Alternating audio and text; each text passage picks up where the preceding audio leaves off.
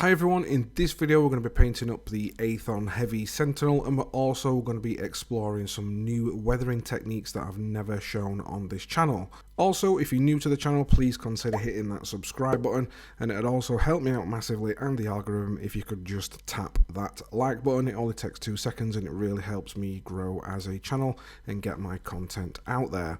So the first thing we're going to do with the Heavy Sentinel is prime it, and I've done this in Colourforge's Hyrax Brown. This is very similar to the Rhinox Hide by Games Workshop, but any sort of primer will work. But the reason I've gone for brown is because I was inspired by this picture and I wanted to go for this more like beige, like grey beige colour scheme. And as I always do for you guys that have maybe not got an airbrush but still want to achieve similar results, then I would highly recommend going out and getting Colourforge's Trench Brown, because that is pretty much identical to the colour that we're going to achieve, and you can just hit that with a primer. And then for the highlights, you'll get something like Citadel Karak Stone, mix it with a little bit of a bright grey and dry brush that all over for your main scheme. However, the colour scheme is entirely up to you. You don't have to follow this one. It's the weathering that I want to get into in this video to give you some hints and tips, but the main colour itself is entirely up to you. Now my colour scheme, the main one is this brown, which is XF72 by Tamiya, and then for the highlight I mix a little 50-50, the NATO black with the flat white for my highlights, but the highlights are only very minimally placed around the miniature, and the reason I use Tamiya paints is because they are so nice and so smooth, and you can build them up nice and slow. But just work your way around your miniature, building those colours up nice and steady. And again, with the highlights, I've not gone too mad because, you know, it was more of a grey colour, but I wanted to stay in line with that like khaki colour scheme, but with a hint of like grey in there. It's a bit of like a strange, unique colour. It's not colours you'd think could sort of go together. Then once you've done that, it's just a case of going in and blacking out all your areas that you want it to be black. And if you want to add a splash of colour into it for like some of the stripes, obviously you can either do this by hand, or if you like me, and spend ages masking little sections off. But for my red, I just used AK Burnt Red, and I just gave it one coat of that. I didn't like add any highlights or anything. But again, this section is entirely up to you, whichever bits you might want to do, like the leg parts and like green or whatever. It's entirely up to you. Now, there's a little bit of a time jump as we quickly go over some of the metallics, as I'm sure you don't want to sit here for another 5 minutes watching me base coat all my metallics. So all the silvery areas I painted with AK Gunmetal, and all the like brassy brown areas, this was done with Scale 75 Decayed Metal. Again, this part is completely subjective to you and how you'd like to paint yours on colour scheme, but after that I gave everything a quick thin down wash with the contrast paint Rattling Grime, and for me this just looks really nice on metallics. Then I gave the entire miniature a couple of coats of gloss varnish, which is going to act as a great barrier if you want to add some decals at this point using Microset and Microsol. And the gloss varnish is also going to help us with our first stage of weathering, which is going to be some panel lining and some oil dot filtering. So for my panel lining, I've just used Ammo by MIG engine grease. However, you can literally use any sort of like enamel brown wash. It doesn't really matter which sort of brown that you use, as long as it's like a brownie or a blacky colour, just to do your panel lining. Because we've got that gloss varnish on, once you've thinned it with mineral spirits, it's just going to run really nice into all those crevices due to the surface tension that the gloss varnish creates. But again, you can use any, whether it's like a brown oil or any sort of enamel. Once that's dried, what I do, because sometimes you get these little bits of staining around it, which can go in your favour sometimes, but what I like to do is just get like a cotton bud or a cotton stick and just literally wipe away and wick away all those once it has done. Moving on now to our oil dot filters. So if you don't know what this is, it's just placing random dots of oil. These are abtelung 502 oils, and the links for these and the colours, the exact colours that I've used will be linked in the description below. But you're just going to polka dot them around all your miniature, get a nice variety of colours. You don't have to stick to these ones. It's entirely up to you which ones you want for your weathering, and it's just a case of placing the little dots here, there and everywhere, and then get a clean brush with a tiny little bit of mineral spirits on there. You don't want to overload it, and then you're just going to swoosh it up and down, mix that paint all over in an upwards and downwards motion. And what that does, it creates like pitting, like streaks, and it's just an extra layer of weathering that can really transform and add filters to your miniature, and overall just makes everything look that little bit more grimy, and as like, you know, this thing's been through its wars and stuff, it's naturally going to accumulate dirt and grime and dust. Now, using the same colours that we've already got, but with more of the rust tones, I'm going to apply this into some areas that I want to be a little bit more worn and starting to corrode, such as like areas, but you don't have to use this as rust. You can do this as though it's like going to be dust or grime. It's entirely to you, but I want to go for a bit more of a rust effects because of what we're going to do a little bit later. And I'm just putting this into areas, but then we're going to modulate it a little bit. We're not going to swoosh it around as much as what we did, but we're literally just going to dab it and like swoosh it and mush it into them corners. And what that's going to do, it's just going to create that little bit more variation and weathering to that miniature, acting as like a bit more corrosion, and overall just give it a little bit more visual interest. Now at this point I gave all the work we've just done a coat, and I gave this a coat of matte and satin varnishes. Now the reason I've done this is for two reasons. One is to seal all those like enamels and oils in what we've already done, so that we can add additional over top without affecting the ones that we've already done. And also the reason I've used a satin varnish and a matte varnish is to create a little bit of surface variation.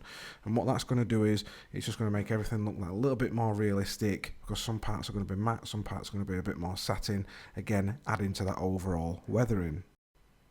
It's a good idea at this point, now you've added your varnishes, to readdress those metallic areas. And first of all, I've got the exact same colours as what we previously used, and I've just gone in with a dry brushing motion over them all. So we've got our decayed metal, and I'm just readdressing that and applying it all over the metallic areas. And then I got a little bit of AK brass just as a final little highlight, mixed it into the decayed metal 50/50 as just one extra final little highlight. And then for the silver areas, again we used the gunmetal, and then I stepped it up to Rongfang steel, and again just gave it that light dry brush. And the reason we're doing this is fetching all these back up is because we've added those varnishes and weathering. We just want to make them pop that little bit more, and it's also going to add to that additional like shine and metallic that we normally originally want. Now we're going to move into another stage of weathering, which is one of my favourite stages, and that is chipping. First of all, we're going to do sponge chipping. And I got Rakarth flesh first of all, which is a bit of a lighter colour, and I did loads of little chips of that all over the miniature. And then I got my Rhinox hide and started to add some additional chips in, as though it had like gone really down to the paint. And the reason I've done this is because some can just be like normal little chips that have not quite gone down to the bare metal. And then the others, obviously Rhinox hide, that's where it's going down and causing a bit of like, you know, it's literally scraped all the way through. Also, I'm going to go back to a brush. So I don't like sponge chipping's good, but it can look even better if you do a little bit with a brush, as you can see me doing here. And some of the white ones from the Rakarth flesh, just go into the center of some of those and add a little bit, and it gives it like this little 3D effect. One thing else we're going to add is a little bit of additional for the chipping to enhance them, and I don't normally do it on all my miniatures because of the scale of this one. We can get away with it, but I've got a little bit of the gunmetal which we used earlier, and I'm only very selective in some of like the bigger areas and some of the selective areas. I'm going to go in and actually like dry brush and just paint little touches of it here and there, as though it's gone like really down to the metal, and it's, you know, some of that metal's not quite rusted away and it's still a little bit exposed, or if it's scraped and like you can see the fresh metal underneath, and it just enhances everything. And as you turn the miniature and look at it, it's just an extra layer of like weathering and detail that's really nice to see on the miniature. Now we're going to move on to our first layer of rust, and for this we're just going to be using Dirty Down's rust effects. Now we're only going to apply this in small areas. I don't want to go overboard with Dirty Down's rust for this one like I usually do, but I'm just applying it in small areas here and there just to add, you know, like where the thick rust is. However, I love these pipes that I did on the back, and I really love like rusty pipe work and stuff on machinery. And if you want to know the recipe for this exact one, then head over to a video I did on rust, and you'll be able to learn how I did those rusty pipes on that. But we're not going to go overboard with like the dirty downs rust on the other areas of the miniature, because I want to get into something a little bit later on how we can grime it up even more. But it's just applying it in small places, and then we're going to add some additional rust streaks using some enamels. Now I've got a different variation of enamels. The reason for this is because I like to get variation in my rust. Now you don't have to just do the rust streaks. If you want to, you can add some additional like dirt and dust and everything like that, streaky effects. It's entirely up to you. Because we've got that matte varnish on now, the layers that we did earlier with the oils won't get affected. Now for this section of the video, it's some weathering I've used before, but I've never really shown on camera or explained it much, and that is using pigment powders.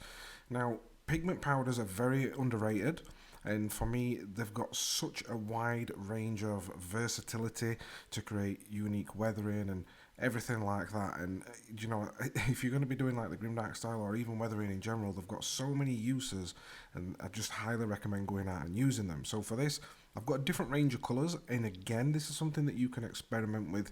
I've got some like browns, some like dust effects, and a couple of different variations of like ground cover and like rust oxide. Now I've got a little tiny whale palette, and there's all different ways that we can apply these pigment powders, and this is where you can get creative to add in this to your miniature. Now obviously I'm going to be keeping this a little bit heavy towards the bottom of the legs and areas that are going to be more corroded. But this is where you can get funky with experimentation. You can literally just put them on dry with a brush and get a nice little dusty effect. You can mix them with water, or you can also mix them with existing like acrylic paints that you've got, or another way that I love to do, which is what I use in this video as well, is mixing them with varnishes. And that way you get loads of different variation in surface variation, like whether you're using a matte varnish or a satin varnish. And like I say, it all comes down to that versatility. And now when you're using it with water, because sometimes you'll see in this video I apply some with water, and when that dries it goes like this nice chalky effect, and you can like dust it away and brush it away to leave all that in the crevices. And then on top of that I might add some additional layers with like some acrylic paints, or I might even go in there, and what I like to do in this is put a little bit of satin and a little bit of matte varnish, and you get this sort of different look with it, and it can seal it in. Because a lot of people ask about, you know, like sealing pigments, and there are like pigment fixes and stuff, but sometimes it can alter that like chalkiness effects or the dusty effects that you want. But you know, get some spare pieces like your bits box and stuff, try this out for yourself. It even works on bases, and just get experimenting with like, you know, adding some like matte varnishes or even gloss varnishes, and just experiment with different variations that you get. And it's just a case of applying this to your miniature, and you don't have to just put one layer on. I might put like a dust effect on with a satin varnish, then I might do an additional layer with matte varnish, and then I might even do another layer with like just water to get the dusty effect. And it's a case of just playing around, experimenting and dusting them, and you know, you can even mix them with like mineral spirits, isopropyl alcohol. But again, this is all an experimental phase. And if you even mess around with like the thickness of them as well. So sometimes I like to leave them like a little bit chunky, so you get like chunks of it on, which can look like mud. And then other times I might thin it right down to like a wash consistency. But this is a weathering method that I don't really talk about much, but I wanted to share with you guys in this video as well, because of the different variations and surface variation and finishes that you can get from pigment powders. And to finish off the weathering, I just get some contrast paint, some different browns, and just start to flick it up onto the legs as some like little extra mud. And if you've got some like texture paints, or depending on what sort of base you've got, you can also get like mud and like sand and stuff and flick that up onto the legs as well. Now, one last thing I want to talk about, as that's the armor done, is these little lenses. I never really cover lenses in my video, but basically there's going to be two ways I teach this. Now, depending on what colour you want to do it, you basically need a dark colour. So if we're going to use this red, it'd be like a dark red, a brighter red, an even brighter red, and then some white, or like you know, like an orange or a yellow. And what you want to do is get your darkest one first, base coat the whole circle in it, and then the lower left hand corner, or depending on where your light source is, you want to do like a half crescent moon, a little bit bigger, and with each highlight that we go up, that gets smaller and smaller, so it's more like a line towards the end, towards your brightness. And then in the top right hand corner, I put like a little circle, and then a final white dot in the right hand corner of each one. Now the other way we can do it, like I've got this blue one here in the middle, is you can do the exact same method I've just spoke about, but with greys, and then finally, you know, take it a little bit brighter than usual, and then put your white dotted corner. Then get a contrast paint, whether that's yellow, green, whatever one you want, go over it, and all that shading what you've previously done, because it's a contrast paint, it'll show through, and then just finish it off with one final white dot. And that brings us to the end of this tutorial. So guys, I really hope you have learned and enjoyed this video. If you wanted to pick up some of the products from this video, I do have affiliate links below, so please click on them, check them out, and if you do make a purchase, make sure you do it through that link, because I get a little bit of something back from it, and it just helps me to help you and bring you guys some better tutorials and more advanced stuff. So yeah, I hope you've enjoyed it. You know, this thing was a real fun thing to paint. Make sure you do hit that subscribe button, because I've got some more weathering techniques coming up when we paint up one of the tanks, which I think you'll really dig. But yeah, it's been a fun one to paint. Hope you've enjoyed it. And until next time, guys, please remember to hit that like button, share, subscribe. Let me know what you think in the comments. And if you've got any questions, please feel free to ask me below. And until next time, guys, I'll catch you in my next video.